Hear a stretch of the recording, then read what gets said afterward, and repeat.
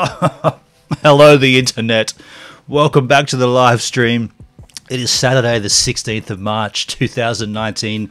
Today I'll be live for 21 minutes.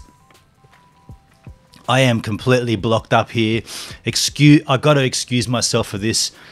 It's not a pleasant feeling when you're completely ill like this. I know Xander, he's ill as well. It's not fun. I want to talk about that actually on the stream. There is a medical definition for what's going on here, why I am working while ill. It's called presenteeism. First of all, just want to apologize in advance for this stream. If I have to stop and snot and cough and run that way and do something, it's an apology coming from me. I don't feel good at all. I'm probably going to lose my train of thought here as well plenty of times, but I do want to, just before we get into this, I want to remind you all about the Unica from SEAC full face snorkel mask in association with Aqua Gear. If you want to win this puppy, I put a link in the chat right now that tells you how to go and enter to win this sucker. And on the 30th of March, we will give this away right here on the live stream. So if you want to win this little guy, go and check that link. It'll tell you everything. I put the link in, right? Did I? I don't know. I mean, my head's a little twisted here. Let's say hello to the chat. I know up there in the house, the Racing Gamer, there was a time difference change here. What happens there? In Australia, we're still on daylight savings times, but the rest of the world isn't. I'm going to put another link in the chat right here. And what this link is, it's a website, it's a resource that I use. You punch in your city. So I've punched in Sydney, 9 AM on a Saturday, on this Saturday. You can change the date if you want, just to make sure it's the right date. But then you punch in your city and hit enter, and it'll tell you what the time will be in your city. I use that puppy a lot. Yeah, I'll put the link. Yeah, I'll put it in again for everybody else, Racing Gamer. So who we got in the chat? Let's bring the chat in here into the house. We've got... up the very front, the Racing Gamer. Like I said, he was there an hour early. Following him, we had Xander Round come in. Thanks, Xander. He's ill as well. Dude, I hope you're feeling better. I can't hear anything out of this ear, and it's not an audio issue. It's just the gunk from my sinuses that's gone around. Oh, man. Northrop MJ. Mindy's there. Cool. Tim Uxgog's there. The Racing Gamer. Mewtube. G'day, Mewtube. Angus Ferguson. G'day, Angus. How are you, buddy? Barry's Views in the house. Thanks for jumping in. Luke Morford. G'day, buddy. And Chandy Seo. Hey, Chandy. Thanks for jumping on, man. Good to see you too. Mark the Traveller. We're on daylight savings time, so 5 PM Chicago on a Friday. That's a perfect time. Everyone's off work, relaxing. Lisa Smart. G'day, Lisa. Xander just has a migraine, hopefully not a flu. Look at all the tablets I've got going on here for me. Like, got all this. These is, I fully recommend. Strepsils. Vapor Drops. Butter menthols, glass of water. What are these suckers? They're the Vapor Drops. I'll probably have to pop a few of these during the stream, actually, just to keep... we don't want the flow happening, do we? I'll tell you what, though, while I pop a couple of these, you guys can check out what I've been busy with Stevan. Welcome to episode 18 of Outdoor Man with a Van. I am ill, and so nothing has happened with Stevan. I need to put sun cream in there. Oh, there's already cream in there. That's German. Okay. Fuel economy. With these mud tires, I still haven't changed them over yet. I don't have a pole to be able to get that leverage. I got about 460 Ks to the tank. Tank cost about $80 to $90 to fill up. And I'm hoping that the economy gets better when I put the road tires back on. When I'm driving, the windows open, these things flap around willy-nilly. What I'm thinking about doing is, in here in the bottom, some fishing sinkers to keep this, like gravity, weight and gravity will hold this down. I'm not gonna do it now, I feel crap. I'm gonna go back in and go to bed, and while I do that, you guys can go back to the live stream. I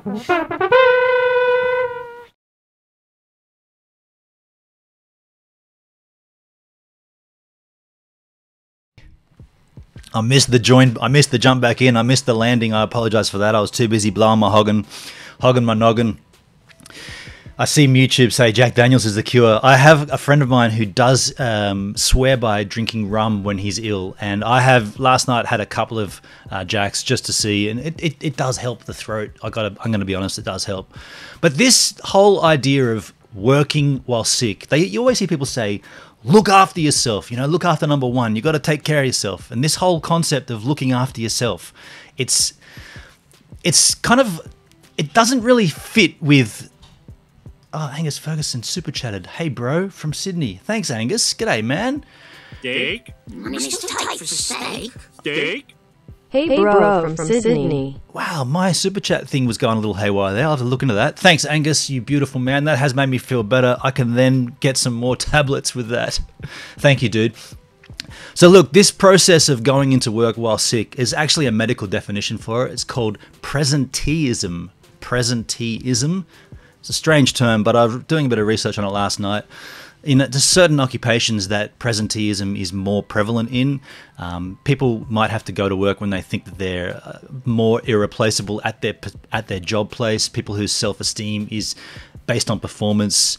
Workaholics, they typically have high levels of presenteeism. But I tell you what, don't just take it from me. I did a little research on the YouTube machine, and I found this gentleman who gives a very concise definition of presenteeism. So let's let him tell us what it actually is.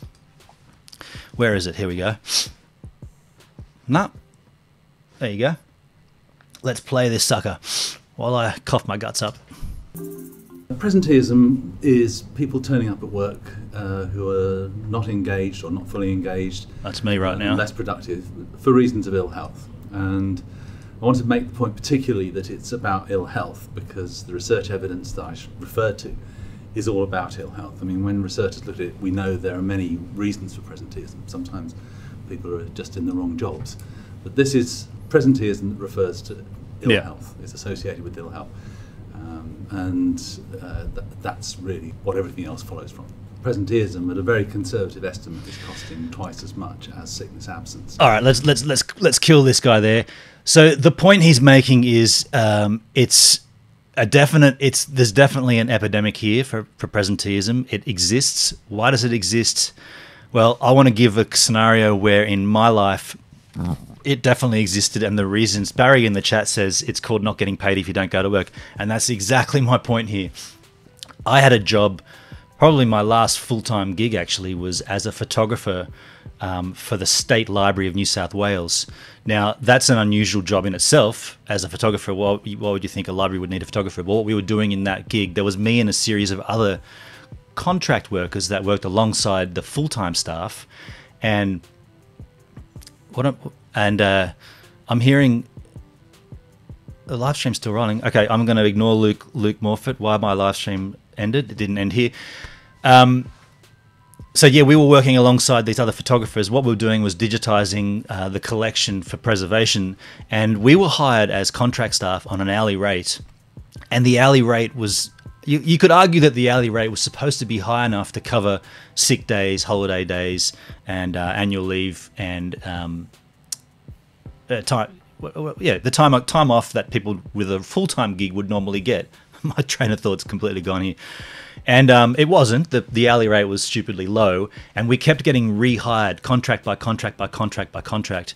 And so what would happen is we ended up working there, me and a series of other dudes worked there for about 3 years, maybe 2.5 years on these 6-month extended contracts. We never accrued any annual leave, never accrued any sick days. So I would go in there completely crap. Like I'd go in there now and work, and I'd give all of my germs to the next dude. And the reason you did that is because if you didn't go, you didn't get paid. It's kind of like it's strange that there's a loophole in the system that allows a government or a situation to employ, because we worked for the government working for the State Library, it allows them to employ you with no benefits for health. Like I took it further, and I was like thinking, well, where does this stop?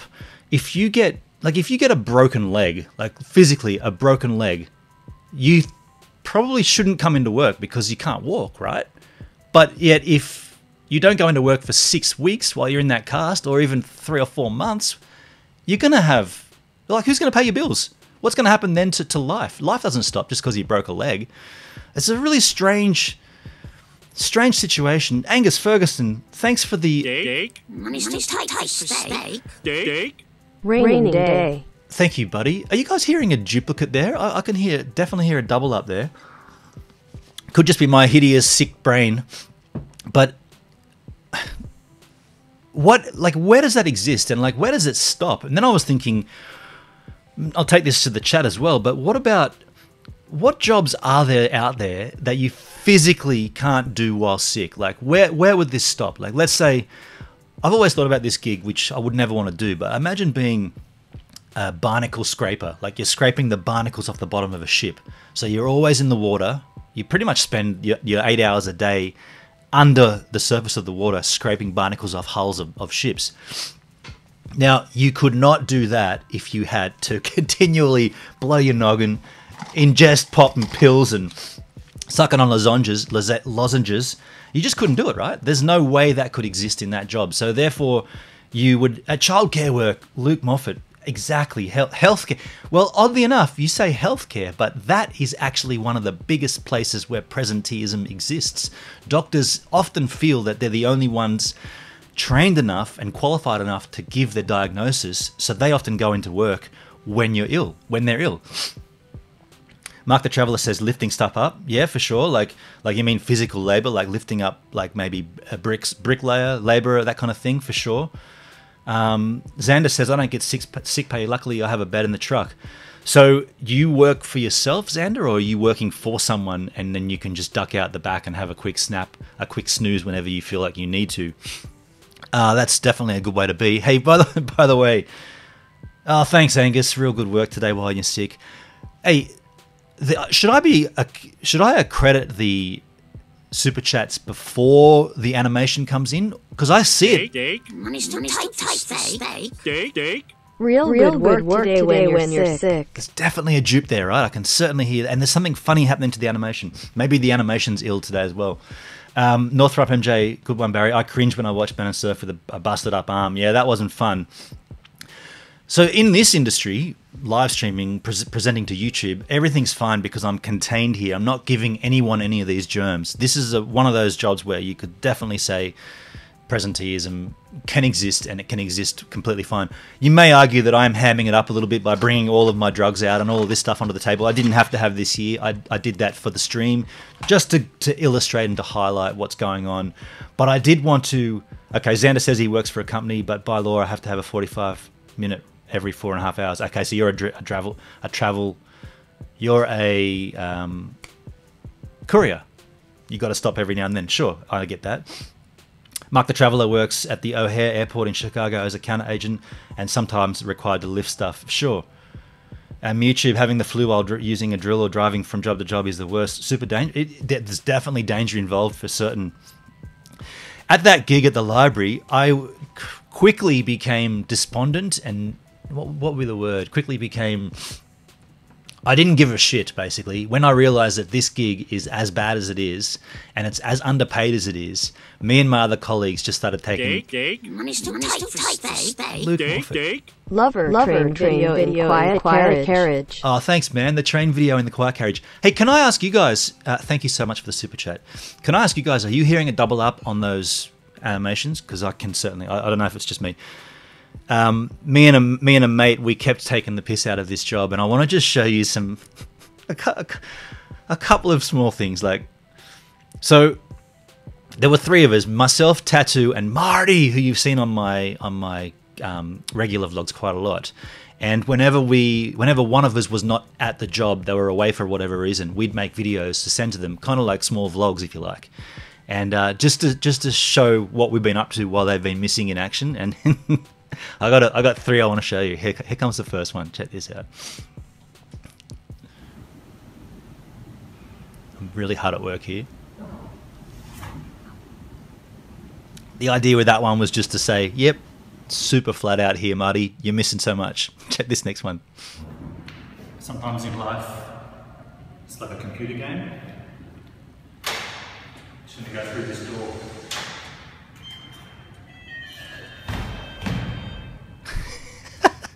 Prince of Persia style. everything was access controlled, obviously, at the library. This is a little skit we put together. Hey man, I gotta go to the toilet. I'll see you in a bit. Alright, see you later. That was Tattoo, colleague. Great guy, Finnish, from Finland.